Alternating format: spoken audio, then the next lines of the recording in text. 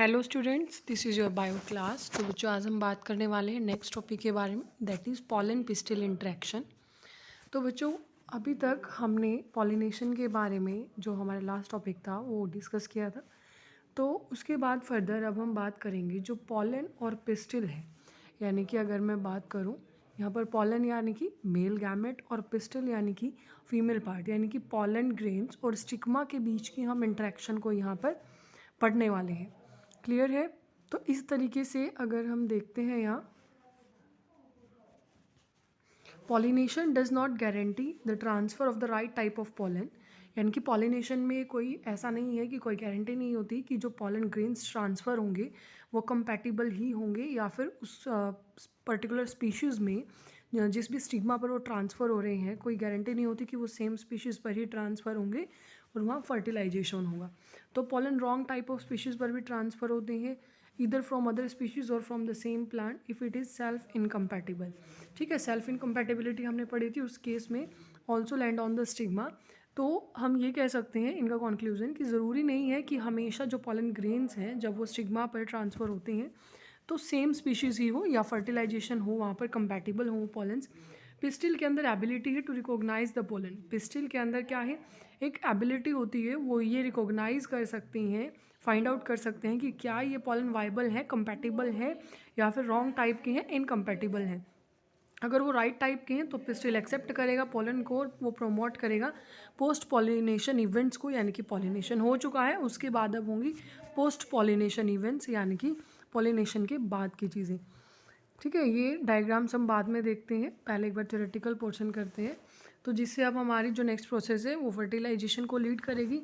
अगर pollen wrong type के हैं तो पिस्टिल रिजेक्ट कर देगा पॉलन को by preventing pollen germination on the stigma. अगर जो पॉलन है वो कंपैटिबल नहीं है, रॉन्ग टाइप के हैं, तो वहाँ पर पॉलन ट्यूब की ग्रोथ नहीं होगी, पॉलन जर्मिनेशन ही नहीं होगा स्टाइल के अंदर। जो एबिलिटी है पिस्टिल की पॉलन को रिकॉग्नाइज करने की, वो इस चीज़ पर भी कहीं ना कहीं डिपेंड करती है। बाय इट्स एक्सेप्टेंस और rejection is the result of a continuous dialogue between pollen grain and pistil. इस चीज़ पर भी डिपेंड करती है कि कॉन्टीन्यूसली जो ये प्रोसेसेस हैं चलती रहती हैं। तो पॉलन ग्रेन और पिस्टिल का हम ये कह सकते हैं कि इन दोनों का एक मिला जुला सा एक्सेप्टेंस और रिजेक्शन का फिनोमिना है। केमिकल कंपोनेंट्स हैं जो पॉलन के, उनके ऊपर भी डिपेंड करता है, पॉलन के और पिस्टिल के, इनके ऊपर भी डिपेंड करता है इनका इंट्रैक्शन। अगर हम बात करें, कुछ कंपैटिबल पॉलिनेशन है, जैसे मान लो पॉलन ग्रेन जर्मिनेट करेंगे स्टिग्मा पर, पॉलन ट्यूब वहाँ पर डेवलप होगी वन ऑफ जर्म पोर्स के थ्रू, और जो कंटेंट है पॉलन ग्रेन का वो मूव करता है कहाँ पर, वो मूव करेगा पॉलन ट्यूब में। एक बार हम यहाँ पर डायग्राम के थ्रू देखते हैं, ये देखिए, ये डायग्राम समझना है आपने। यहाँ पर जो ये सरफेस है बच्चों, ये है stigma, this is style and this is ovary. ठीक है, तो यहाँ पर क्या हुआ, ये जो पॉलन ग्रेन्स है ये यहाँ पर स्टिग्मा पर लैंड करते हैं। ओके, और उसके बाद ये पॉलन ट्यूब की फॉर्मेशन करेंगे। इस तरीके से पॉलन ट्यूब की फॉर्मेशन हुई, यहाँ से जो मेल गैमेट्स हैं वो एंटर करेंगे पॉलन ट्यूब से। उसके बाद जो हमने पढ़ा था, यहाँ पर इस पोर्शन में पहुँच जाएंगे। ठीक है, यहाँ पहुँचने के बाद ये आप देख सकते हैं, यहाँ पर इस पॉलन ट्यूब से जो दो मेल गैमेट्स हैं वो यहाँ पर ट्रांसफ़र होंगे। एग सेल हमारी यहाँ पर प्रेजेंट है, एग सेल के साथ फर्टिलाइजेशन होगा, और उसके बाद अगर एक जो हमारा एक मेल गैमेट है वो पोलर न्यूक्लियाई के साथ भी फ्यूज़न करता है, जिसे ट्रिपल फ्यूज़न बोलते हैं। ठीक है, तो दो बार फ्यूज़न हुआ हमारा, एक बार यहाँ एक बार यहाँ, तो इस प्रोसेस को हम डबल फर्टिलाइजेशन भी बोलते हैं। आगे हम डिस्कस करेंगे इसके बारे में। तो अभी तक हमने पढ़ा कि जो पोलन ग्रेन्स वो पोलन ट्यूब में ट्रांसफ़र हो जाएंगे। अब पोलन ट्यूब ग्रो करती है through the tissues of the stigma and style and reaches the ovary. जैसा कि अभी डायग्राम में हमने देखा, स्टिग्मा स्टाइल ओवेरी तक वो पहुंच जाएगी।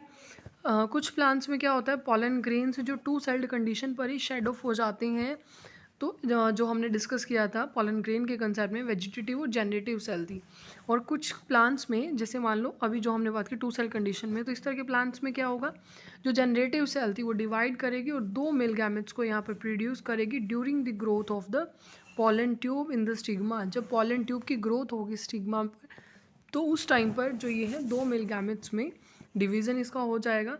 और कुछ ऐसे भी प्लांट्स थे जिनमें जो पॉलन ग्रेन्स है वो थर्ड सेल स्टेज कंडीशन पर वो शेड ऑफ हो रहे थे।